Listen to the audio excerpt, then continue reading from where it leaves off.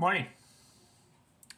Tuesday, January the 2nd, 2024. I'm continuing my series of best baseball players between 1871 and 2023. This video, best baseball player of the year, 1967. Kyle Yastrzemski wins it.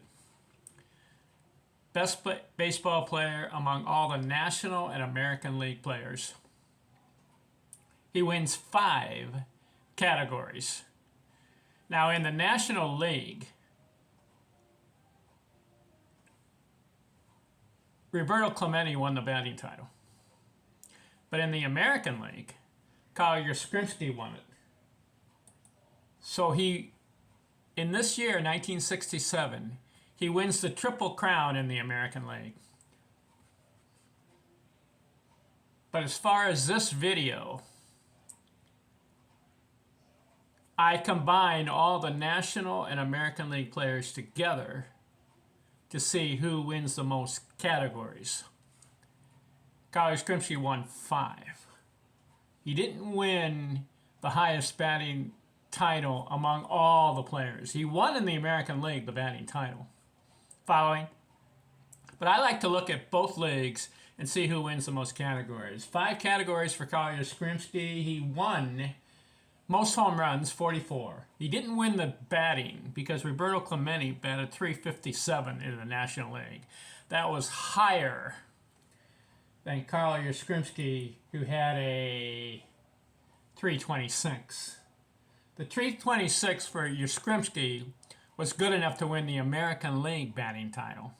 And as a result, he wins the Triple Crown in the American League. So Yastrzemski has 44 homers, best among everybody. Then he has the most runs batted in, 121. Slugging, 622. On base, 418. And of course, total bases, 360. So 5 categories for Kyle Yastrzemski. Clemente had the highest batting average among both leagues, 357. He had the most hits, 209. Vada Pinson had the triples, Rusty Staub the doubles, Maury Willis the singles, Henry Aaron the runs scored, and Harmon Killebrew the walks, Bert Campaneris stolen bases. What a year for Kyle Yastrzemski. Let's look at it. 1967, 161 games, 579 at bats, 112 runs scored, 189 hits. You want to hear a stat that got me? Kyle Yastrzemski never had 200 hits in one season. He played 23 years for the Boston Red Sox. His high was 191 hits. He had 189 one year. He had 183, 186. Never got over to the 200. But 1967, 189 hits, 44 homers, 121 RBIs, 326 average, 418 on base, 622 slugging, and 360 total bases. Stellar year. Exceptional year. And he is worthy of the Hall of Fame. Did you know that he played 3,308 games? I think that's either number 2 or number 3 on the list. It could be number 2. Most games ever played was Pete Rose, 3,500. Cobb had over 3,000. Ripken over 3. Aaron had over 3,000. So did Mays. I believe that Kyle Yastrzemski is number 2 as far as games played. 3,308. He had 11,988 at bats. But his career batting average, 285. I'm disappointed there.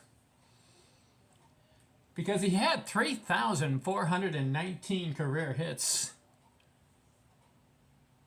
you would hope that he would maintain a 300 batting average because he was a solid, good hitter. He was power hitter, 452 homers, 1,800 RBIs, and 1,800 runs scored. He's got good stats along his line, but the one stat, 285 career. Disappointed there, Carl. His high batting average for 1 year. I'm looking at the chart here. 329 looks like his highest.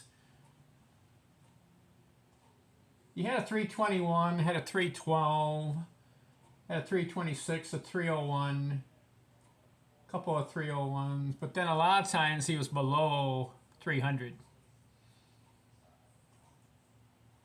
Could be that, Carl, let's see, 5'11", 175 pounds. Stolen bases, let's look at that. That's an indication. He had 168 in his career, so maybe he didn't have enough speed to leg out those infield singles. The guys who maintain 300 or 320 or even 340, a lot of those guys have speed.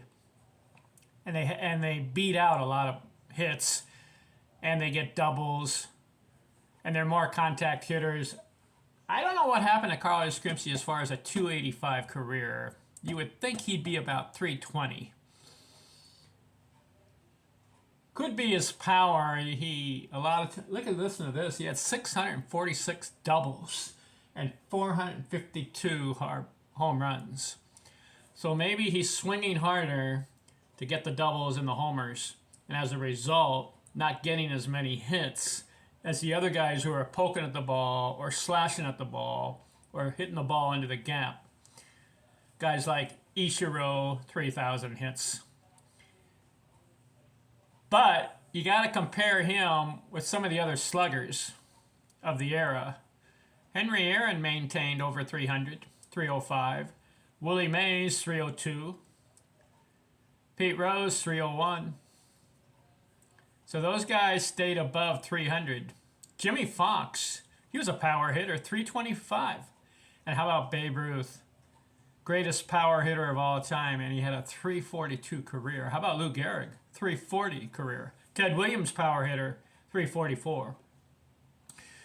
So where do you put Carl Yastrzemski as far as greatest players of all time?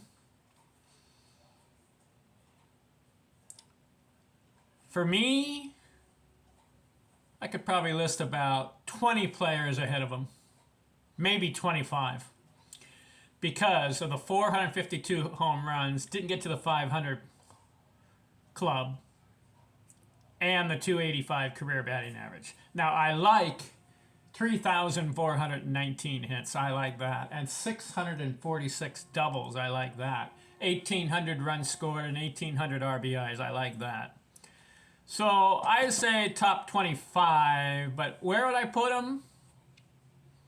I think I can count about 20 players ahead of him, maybe 22, 23 of them. If you go down the list, start with obviously Ruth, Cobb, Gehrig, Hornsby, Williams, Fox, Lajoie, Gwynn. A lot of these guys would be ahead. DiMaggio, Heilman. A lot of these guys would be ahead of Carl Yastrzemski, even Mantle, Mickey Mantle. You know, Mantle never got 3,000 hits, but he got the 536 homers. I'd put Mantle ahead of Yastrzemski. I would put Fox and all these guys. There are other guys, you know, like Jesse Burkett and Willie Keeler and Billy Hamilton and Hugh Duffy. Honus Wagner, obviously. I look more for the batting average, the career hits, not so much the power. But Yastrzemski, 3,419 career hits. Excellent. Just disappointed with the 285 career. All right, that covers 1967 Triple Crown for Carl Yastrzemski in that year. for the American League. Next video. 1968. We got some other guys coming up in the 60s who win the best baseball player. Stay tuned. I'm out.